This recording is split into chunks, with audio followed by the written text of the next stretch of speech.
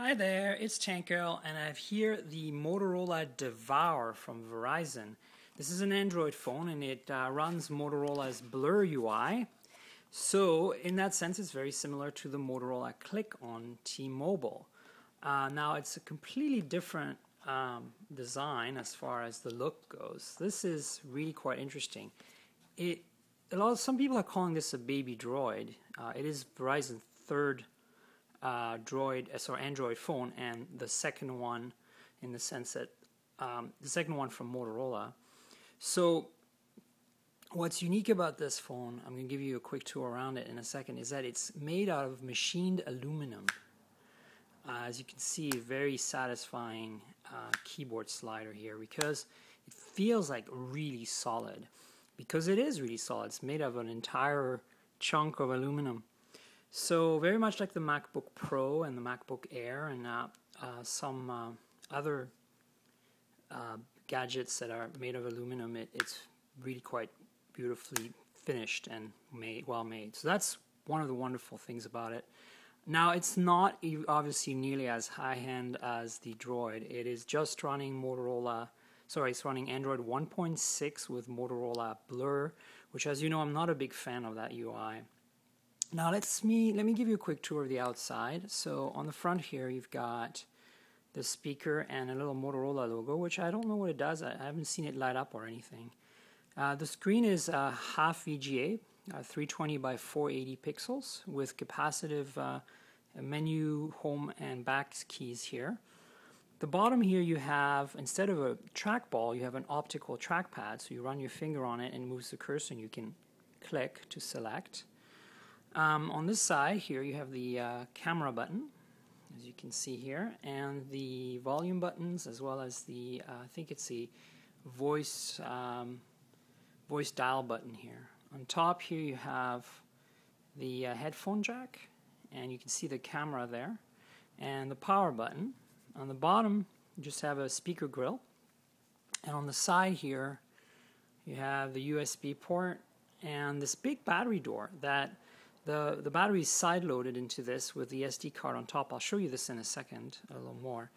As far as the keyboard goes, it feels very much like the Droid, so it's not the best keyboard in the world. But as you can see, it looks nice. The keys are pretty nicely domed, but relatively flat. And the mechanism feels, as I said, really quite amazing. The back here, there's nothing special to the back panel. You know, the Motorola CLIQ had a glowing Motorola logo back there.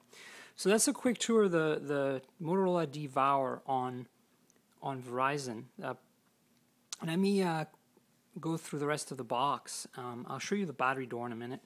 So in the box you have, probably not very much, there is a USB cord. This uses a micro USB connector, so it's a standard micro USB cord, as you can see there. There is a charger, US spec USB charger, very light, very nice. It's not the smallest, but it's pretty lightweight. And you got a bunch of paperwork in here, so let's see what it says. Getting to know Moto Blur. I really wish this wasn't running Blur. I mean, after using the Android, going back to a phone with a lesser version of Android and Blur is just really difficult. Tips, hints, and shortcuts. Consumer information about radio frequency emissions and responsible driving stuff. Nobody ever reads this stuff. I mean, I know they have to put it there, and in some ways maybe people should read it. Product safety, warranty information. But it's really funny that they even bother wasting the paper on this. Why don't they just bring it up on the phone when you first start it or something? You don't have to deal with it again. So about the battery, yes. So this here, the battery door, let me try to open it with one hand. There. So it slides, and then you lift this little bar of side plastic, and as you can see here, there is a red little release notch and a little tab you can pull on, and up here, I don't know if you can see it, is, yeah, now you can see it. There's a micro SD card slot. There is a card in there. I think it's an 8 gig card, which is not bad for Verizon to give us an 8 gig card. So if I slide this, as you can see, and pull on here, there's the battery.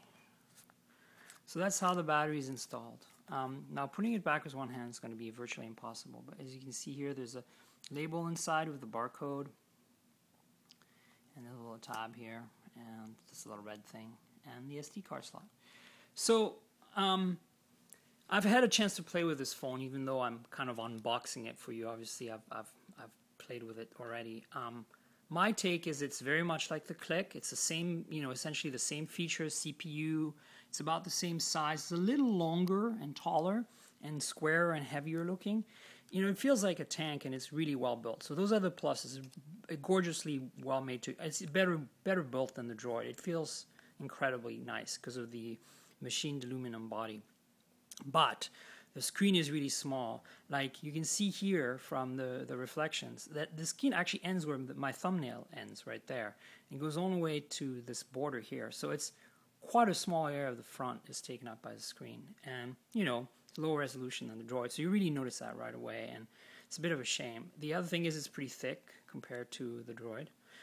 The camera is, compared to the CLIQ, is very much the same thickness as the CLIQ, but the CLIQ has one edge over this, is the camera. The camera is 3 megapixels, but it's fixed focus and has no flash. So no macro shots, none of that stuff.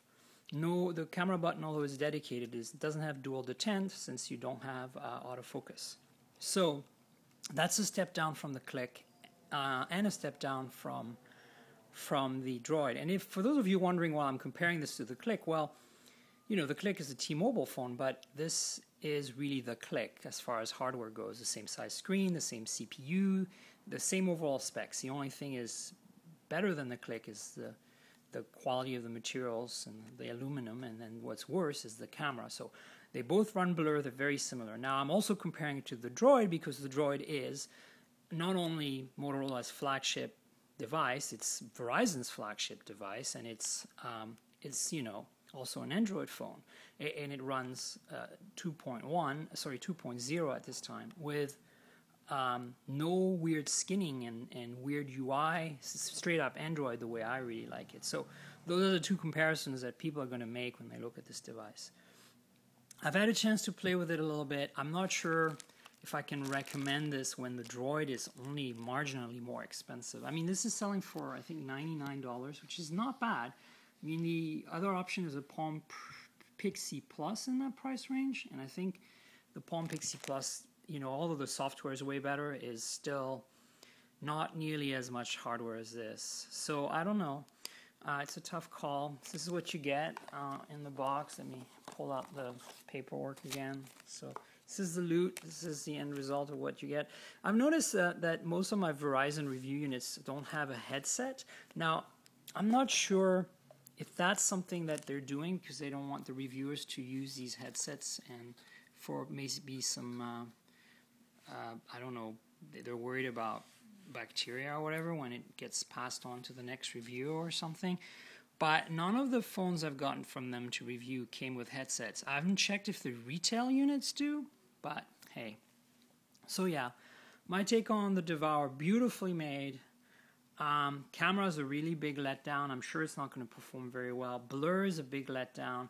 If this was straight up Android, even 1.6, and had a slightly better camera, I'd say, it's worth the price difference. At this point, I would say spend the extra $100 and get a Droid. It's just so much better. All right. So this is Tank Girl signing off.